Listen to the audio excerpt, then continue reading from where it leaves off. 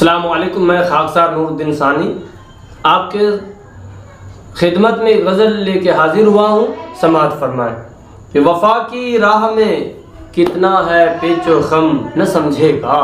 वफ़ा की राह में कितना है पेचो खम न समझेगा।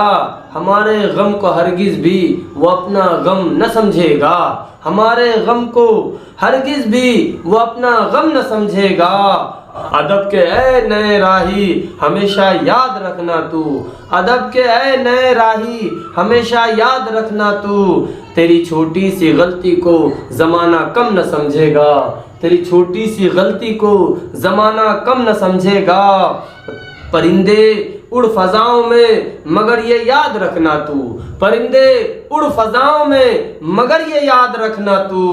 तेरे जज्बात को हालात को मौसम न समझेगा।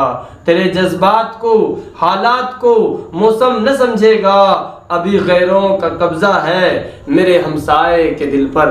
अभी गैरों का कब्ज़ा है मेरे हमसाए के दिल पर। अभी मरहम भी दूंगा मैं तो वो मरहम न समझेगा।